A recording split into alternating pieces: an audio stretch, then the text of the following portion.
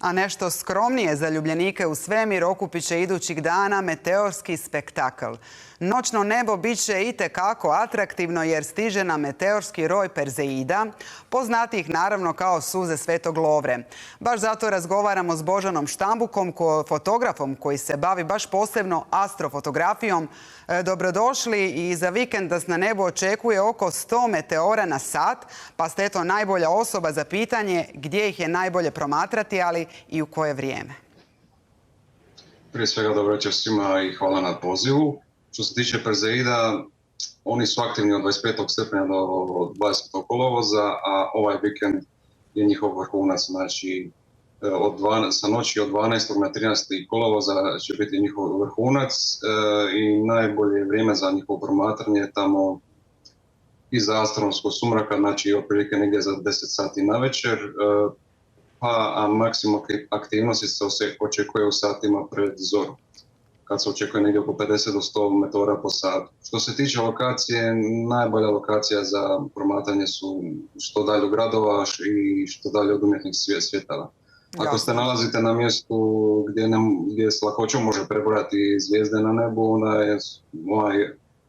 događaj neće biti toliko atraktivan, ali i dalje moguće vidjeti i one najsvjetnije meteore. Da snimate Perzeide već godinama. Na vašim stranicama ste i objavili kratki vodič, pa što je onda najvažnije što moraju znati svi koji kreću u lov na ovu atrakciju, ali ako žele uhvatiti dobru fotografiju?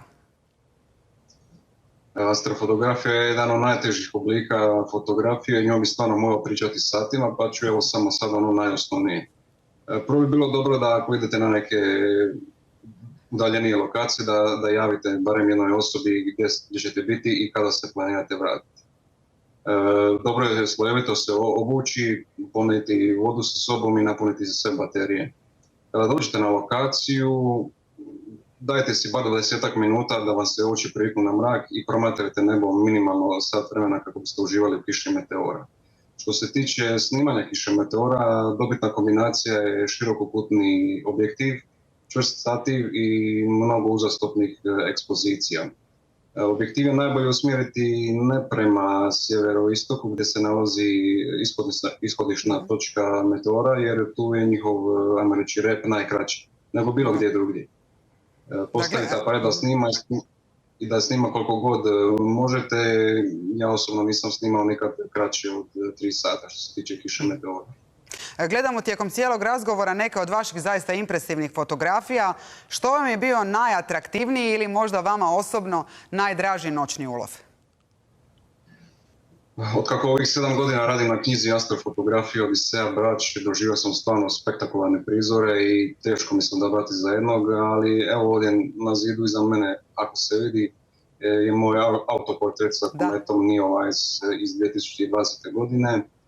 U trenutku kada je komet bio najbliže zemlji. Za taj snimak sam se morao popeti na 5 metara visok stup nastavljenih kamena, uključiti timer fotoaparata i postaviti sve, skočiti sa tog kamenog stupa, protrčati kroz jedno 50 metara guste šikare, popeti se na drugi stup i nekako se pokušati naslijepo poravnati sa kometom. Tako nakon 2 noći pokušaja doslovno preko trnja do zvijezde on nastoji na mojih dražih snimaka. Da, prilično opasno djeluje, ali vi se također borite i za očuvanje našeg tamnog noćnog neba. U javnosti nema još toliko svijesti. Zašto je to važno? Da, nema nažalost svijesti o tome u javnosti i to je nešto što ja konstantno pokušavam educirati putem svojih stranica, izložba, uskoro i radionica. Svjetlosno onečišćenje je nedovoljno ozbiljno shvaćen ekološki problem čije su posljedice teške i sežu daleko. Na primjer, zbog umjetne rasvjete gavrani i vrane u gradovima postaju aktivni su cijelu noć, čime bivaju veći i agresivniji. Krijesnice svojom bioluminescencijom ne mogu pronaći partnere zbog čega im se smanjuje broj. Tek izlegnute morske kornjače se dezorijentiraju i često završe pod kolima automobila. A što se tiče ljudi, kod ljudi remeti prirodni ritam i što uzrokuje poremećaje sna, što opet vodi do depresije i stresa. Zato je baš zbog toga važno da o tome razgovaramo. Da, recite. iskoristio bih ovu priliku da pozovem svih da se informiraju o zakonu o zaštiti od svjetlosnog onečišćenja i da se ne ustručavaju prijaviti sve neregularnosti na koje naiđu, ništa ne košta, a puno će značiti i za sve dodatne informacije obratite se Hrvatskom astronomskom savezu. Puno vam hvala na svim ovim informacijama kao i na uključenju. Hvala vama na pozivu i svima koji će pratiti ovu kišu meteora ovaj vikend želim vedro nebo. A kad smo kod zvijezda, nadamo se da ste protekli vikend proveli gledajući u vedro nebo. Meteorski roj Perzeida počastio nas je pravim spektaklom kojeg je u direktu prošlog četvrtka najavio nagrađivani astrofotograf Božan Štambuk. On je suze Svetog Lovre objektivom hvatao tijekom vikenda, a sinoć se pohvalio, kako kaže, svom najljepšom snimkom kiše meteora, te možda i najboljom astrofotografijom koju je ulovio. Ova sjajna fotografija nastala je na Braču, a rezultat je 6 punih sati rada te čak 700 snimaka.